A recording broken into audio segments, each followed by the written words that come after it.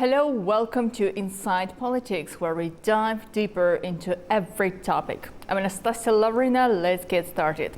Canada's Prime Minister Mark Carney has recently made strong remarks against United States President Donald Trump, accusing him of trying to undermine Canada's sovereignty and threatening the country with tariffs and annexation.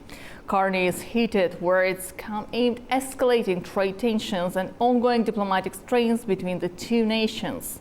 The recent Canadian election, which saw the Liberals bounce back with a minority government, was significantly impacted by Trump's rhetoric, raising questions about the future of US-Canada relations. Carney's comments have reverberated across the border, sparking reactions from Washington, where Trump's administration has yet to fully address the fallout. As Canada leans into a more assertive nationalist stance, the question arises: can relations between the two nations, traditionally close allies, withstand this political storm? Tonight, we will dive deeper into these dynamics with the Canadian and American guests, offering their perspectives on how this fallout may shape the future. Let's take a listen to what Canada's Prime Minister Mark Carney said.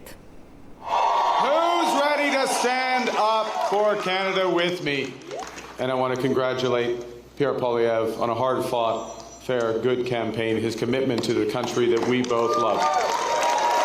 Humility underscores the importance of governing as a team in cabinet and in caucus, and working constructively with all parties across Parliament, of working in partnership with the provinces and the territories and with Indigenous peoples. America wants our land, our resources, our water, our country. Never. But these are not idle threats. President Trump is trying to break us so that America can own us. That will never, ever happen. Our old relationship with the United States, a relationship based on steadily increasing integration, is over. The system of open global trade, anchored by the United States, a system that Canada has relied on since the Second World War, a system that, while not perfect, has helped deliver prosperity for a country for decades, is over. These are tragedies, but it's also our new reality. We are over the shock of the American betrayal, but we should never forget the lessons. But you're going to take us forward. We have to look out for ourselves.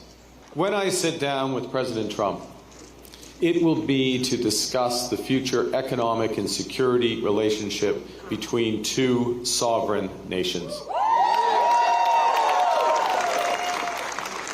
And it will be with our full knowledge that we have many, many other options than the United States to build prosperity for all Canadians. The point is that we can give ourselves far more than the Americans can ever take away. But even given that, I want to be clear. The coming days and months will be challenging, and they will call for some sacrifices. But we will share those sacrifices by supporting our workers and our businesses. Well, joining me now to discuss these implications are Daniela Mello, political scientist in Boston, United States of America, and A News' Anita Sharma joining us from Arnhem in the Netherlands. Warm welcome to Inside Politics. And Anita, let me start with you. As tensions mount over the rhetoric surrounding President Trump and Prime Minister Carney, how do you see Carney's public criticism affecting future trade talks with the United States?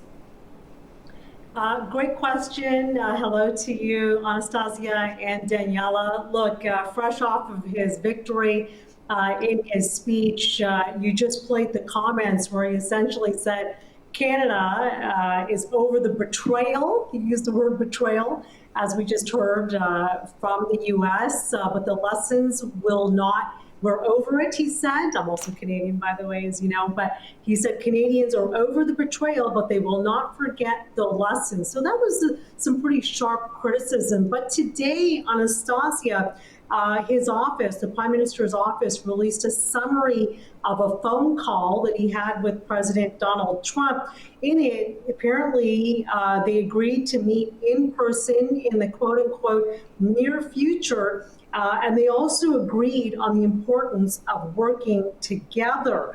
So this will be very interesting to see how this all moves forward. As you may recall, President Trump was actually exchanging barbs with the Conservative Party leader who was poised to win the election until the barbs were heavily exchanged, well, rather until U.S. President Donald Trump started calling Canada the 51st state, started calling the Prime Minister, the then Prime Minister Justin Trudeau, the governor instead of the Prime Minister. So when that fight started, a lot of Canadians got a little bit worried and nervous about whether Pierre Poilievre, a career politician, if you will, a domestic politician, whether he had what it takes to basically stand up to Trump versus Carney's extensive record abroad as both former central bank governors of Canada as well as England and his time in the private sector.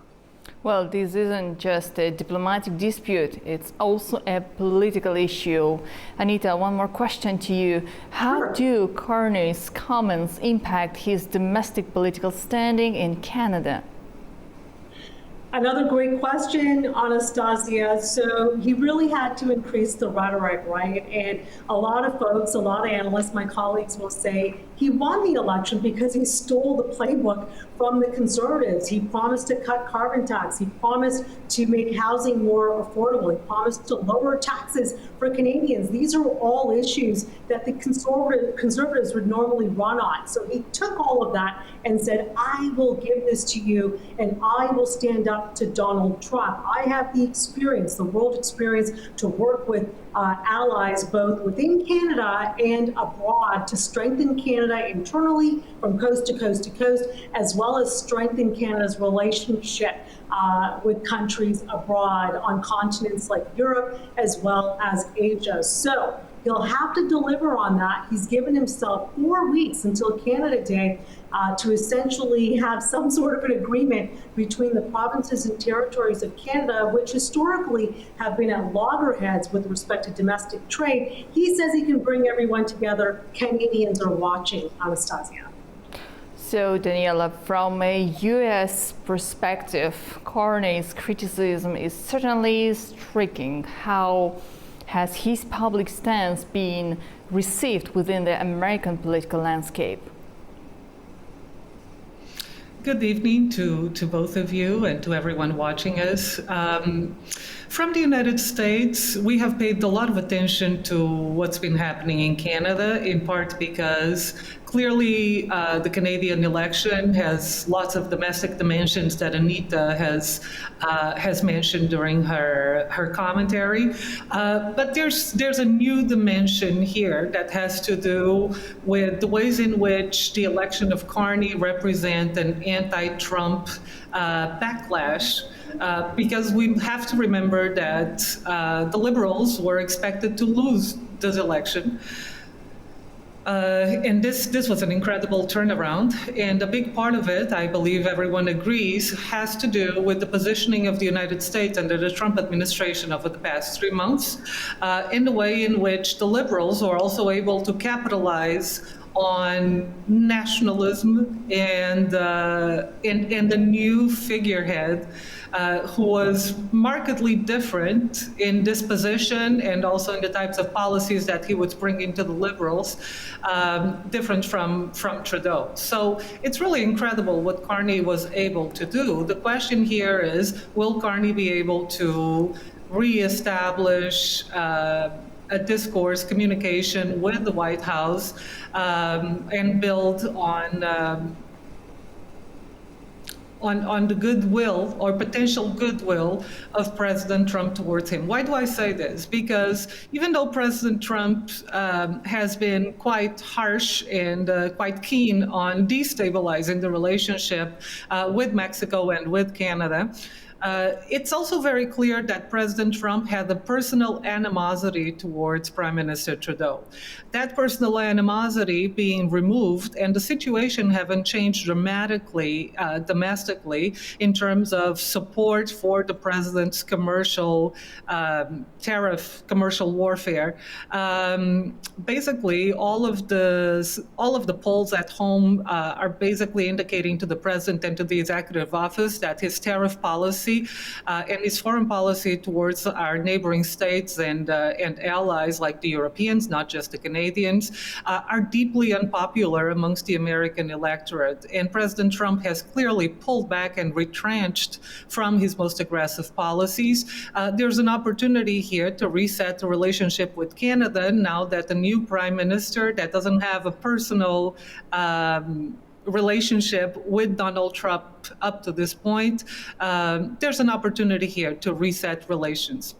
Daniela, while the political rhetoric between the two nations escalates, what impact are these tensions having on trade relations, particularly in the areas like the United States, Mexico-Canada agreement? Well, we have to understand that these are three economies that are deeply interdependent, deeply interconnected, and that decoupling them is not an easy task. And President Trump, in spite of his promises, has understood that fact, it seems. Also, let's think, for instance, about the automotive industry, which is one of the most integrated industries across the three countries of North America. You cannot build an automobile in the you can assemble an automobile in the United States, but multiple parts of that automobile are going to be produced in Mexico or in Canada, and they are going to cross the border several times before that final product is completed. So when we impose a huge tariff, like the tariff of 25% on automotives, the sticker price goes up almost immediately. So on all sides of the borders, whether it's in the United States or in Canada or in Mexico, everyone understands that the price of a new car is going to go up substantially, and that this has to do with this attempted decoupling of these economies. So the electorate in particular is not responding very positively to this. This may not be a concern for President Trump, who is, one hopes, in his last mandate. I say that only in constitutional terms, because the president has been floating the idea of a potential third unconstitutional term. Let's hope that's not a battle that the Americans have to fight. But considering, his party is going to be affected by this. His party is already looking into the midterms and thinking that all of this trade warfare with our closest allies, is terrible for the polls, is terrible for the Republican Party. It's making the life of Americans more difficult. It's making the life of Canadians more difficult. And when we are talking with Canada specifically, we're talking about trillions of dollars in trade that are affected by this. We already saw this Canadian nationalist movement veering towards the rejection of American products. And this has been very effective on the United States as well, because American consumers are looking at the memes, they're looking at the social media of Canadians, they're understanding this rage and disappointment of the Canadians with the American leadership. And these are ties that are not just commercial ties, they're cultural ties. And that's clearly having an impact on the way that the Americans are reacting to what's happening in Canada and to Mr. Trump's economic policies. Right. Anita, Carney told to journalists in the interview, you also previously stated that Canada will only accept a partnership with the United States, and here I would like to quote, on our terms. How might this defiance be viewed in international capitals where countries have long balanced cooperation with the United States pressure? Well, the world is watching, Anastasia, as Canada, as Daniela pointed out, Canada's in the crosshairs right now, and the Canadian election really, Canadians voted, right? They went to the polls. They basically said, this is how we're going to react to this aggressive push from U.S. President Donald Trump. We have an election coming up soon in Australia, and you can bet politicians of all political stripes are watching very closely to see how Canadians who would traditionally vote socialist that moved conservative, Canadians that would traditionally vote conservative that moved more towards a blue Liberal Party under Mark Carney. So there's just a lot to unpack from the election that took place on Monday. But back to Carney and what he has to do. Like I said, he's got a minority government, not a majority government. True, he won another seat today. They're still counting the ballots, pretty close election. But he won a minority government. He's going to need about 3 seats from another party or parties to push through legislation and laws. He's made it very clear that anything he pursues now is going to be 100% in the interest of Canada. As Daniela pointed out, he's also very keen on strengthening those relationships across, whether it's Europe or Asia. Canadians are taking very seriously what rhetoric, call it serious threats, whatever it is, and whatever Trump is saying and his administration is saying right now, Canada is taking this very, very seriously. Canada is a significant energy power, much like Azerbaijan. It's a very valuable industry. We know that Donald Trump has not been pushing quite significantly in that regard. But as Daniela said, Canadians really took the boycott seriously, so much so.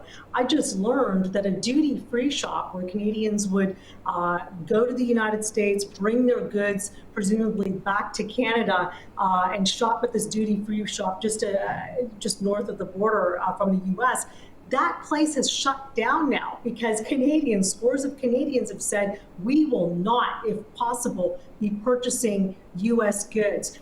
The other thing I want to point out, Anastasia, and again, this could be a wake-up call for other countries as well, this imbalance with the United States, we've been the poor cousin, right? Call it whichever way you want to slice it. We've been the rather poor cousin of the United States of America. That is a massive economy south of Canada. Perhaps there's been some complacency on the part of Canada in terms of not seeking relationships, trade relationships, security relationships with other countries elsewhere. But now it looks like Mark Carney is going to be very, very focused on building those relationships. I just saw a news article today where some analysts were musing about Canada forging some sort of an alliance with the European Union across the Atlantic and working with the European Union rather than relying just on the United States. So let's see how all this plays out.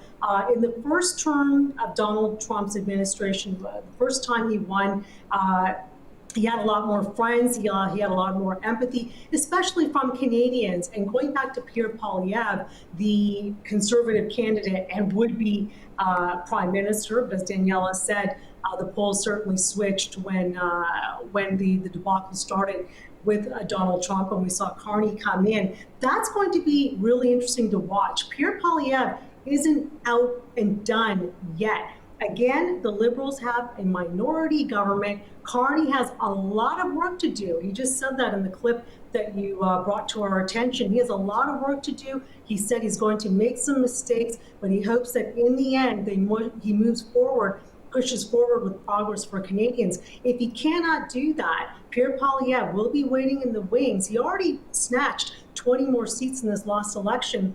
So this is in no way, shape, or form a defeat, if you will, nothing to be embarrassed about as far as the Conservatives are concerned, but they are on tenterhooks. The Liberals are on tenterhooks to see how this new relationship with the U.S. and Donald Trump plays out. And I'm going to be really interested to see how that meeting unfolds, the one that he promises to have with Donald Trump, that in-person meeting in the near future. That's indeed very interesting to see the formation of new alliances and how these bilateral relations between the United States of America and Canada also affect the global world and geopolitics. Therefore, Daniela, my next question, could this rupture weaken NATO's cohesion, not military, but psychologically, by showing that no alliance is sacred in the age of populist politics? Well, there's already an undermining of the feeling of unity within NATO having to do with the question of Ukraine. Certainly, the United States president coming on national television using the bully pulpit to threaten a neighbor, an ally, and a member of NATO has done a great deal of damage to the unity within the organization itself, and certainly to its, not just internally, but also externally. Because NATO is based on this simple principle that the opponents of NATO, the potential challengers of NATO, need to believe that NATO is unified on the idea of defending every single member in equal terms, whether it's a small or a big member. And if there's no unity, if the message is that it's each country on its own, that the United States may or may not be willing to use its security umbrella to help protect European countries that maybe are behind on their payments to NATO, or who have not met the targets that President Trump has delineated. If that's the case, then challengers are certainly looking at this up closely and thinking, hey, NATO, this is not the NATO from 50 years ago. This is not the NATO from 70 years ago when it was first formed. This is a NATO that is fragile, that is potentially falling apart, and that is being hollowed out by the United States, which is the main insurer of the security dimension of NATO and of the collective security of NATO. Then there's the other dimension of attacking members of NATO. The question of the Arctic has become absolutely important for Donald Trump. He clearly sees it as a strategic area of the world that he wants to position the United States to control. Canada is obviously a big target. The Netherlands are the other big target because of Greenland. So here we have the biggest player within NATO basically drawing guns, metaphorically for now, but drawing guns on its neighbor Canada and its ally, the Netherlands. So this has left NATO in a new place. And clearly the Europeans are reacting to this, and so are the Canadians. If the Canadians, like Anita was saying, are feeling, hey, perhaps we have been a little too complacent and we haven't thought enough about our security, we're certainly seeing this from NATO member states coming from the European Union, right? Because at this point, the Europeans are coming together and basically forming a coalition of the willing to start very serious talks about building up European security and creating a European nuclear umbrella that is independent of the United States and independent of the United States' interests and influence. This is independent of Ukraine, but Ukraine certainly made all of these weaknesses in the security of NATO member states glaring, because the United States is now led by an individual who is an anti-globalist, who is who basically wants to break down the global international order as it has existed over the past 70 years. And both NATO and the European Union, whichever one you're talking about, these are the crown jewels of that international organization and security, certainly for the West. So the direct undermining of NATO, the hollowing out of NATO, the lack of trust amongst NATO members that the Trump administration has basically ceded. All of this is undermining this institution, and it is not completely clear whether European security in the next 10, 20 years is going to go through NATO. Well, Anita, and one more question. Diplomacy remains key, but is it realistic to expect that international mediation could ease the tensions, or will the United States and Canada need to resolve their differences directly? That's a great question, Anastasia. Look, as Daniela was talking about the issue with Greenland, of course, we've seen folks in Denmark just be up in arms about that situation. I will be in Copenhagen next week. As we all know, Baku hosted a fantastic COP29 just recently, late last year. So I will be attending the next meeting, which is in Copenhagen, Denmark. And you can bet I will be asking my colleagues there, my Danish colleagues, about what they think regarding this whole situation with respect to Trump's comments about wanting to grab Greenland. What I'm also interested in is there's a NATO summit taking place right after Mark Carney, the new Prime Minister of Canada, will be hosting the G7 summit in June in Alberta, Canada. So Canada is hosting the G7, the next G7 summit in June. 2 weeks later, The Hague in the Netherlands, which is where I am, will be hosting the NATO summit. Next week, I'll be in Copenhagen talking to the Danish, of course, about climate and, of course, politically about the situation unfolding with the U.S. You ask me, what can Canadians and what can the world do on the diplomatic stage, on the international stage? Well, we are finding out, Anastasia and Daniela, in real time how this is all going to play out. You can bet Mark Carney will be having these discussions, very, very top secret, I'm sure, behind closed door discussions when all the leaders, the G7 leaders, congregate in Alberta in June. I'm sure they're on the phone right now having a series of perhaps signal meetings to discuss how to move forward. But the game has changed. Allies that we thought were allies in the past, perhaps that situation has changed, but what we do know for certain is that no one is now taking anything for granted, no old relationships for granted.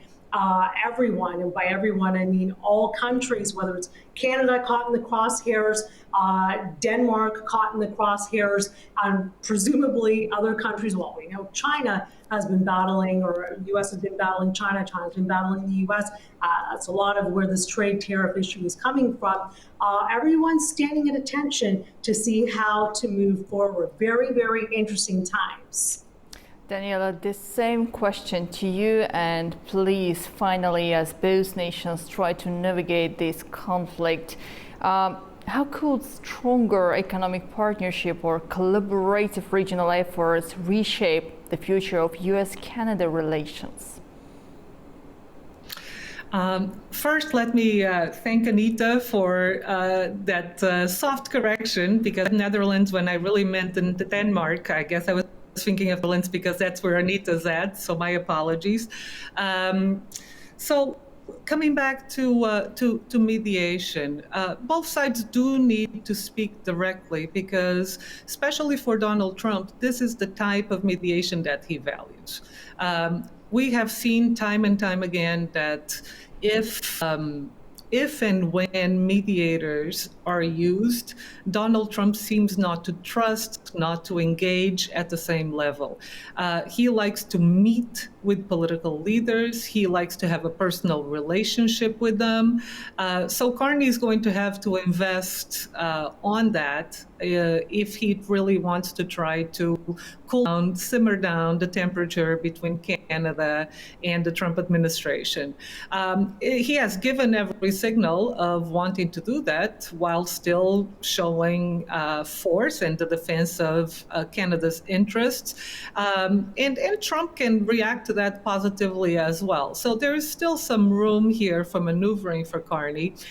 But I would say that they do need to meet in person. This will be valuable for Donald Trump, and it might help reset the relationship. Now, is Donald Trump going to abandon his tariffs?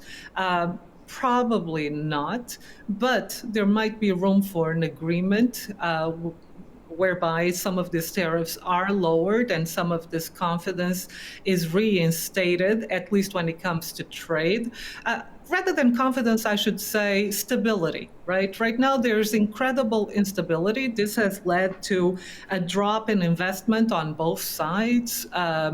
And it is really important for the commercial world, for the investment world, for the trade world, to see some settling down of these tensions between the two countries before we can see where the true effect that these tariffs are going to have beyond just the political effect and the effect on prices. So if there's a direct mediation, I think it is possible to reset the tariff conversation, to start over again, to come to a common agreement. But Donald Trump needs to have an exit ramp here, and Carney needs to provide it as well. Donald Trump will want to win in order to be able to come to the negotiation table. So it's dealing with the personal characteristics of the president that will be that might decide whether or not we see less volatility in the next 3 years.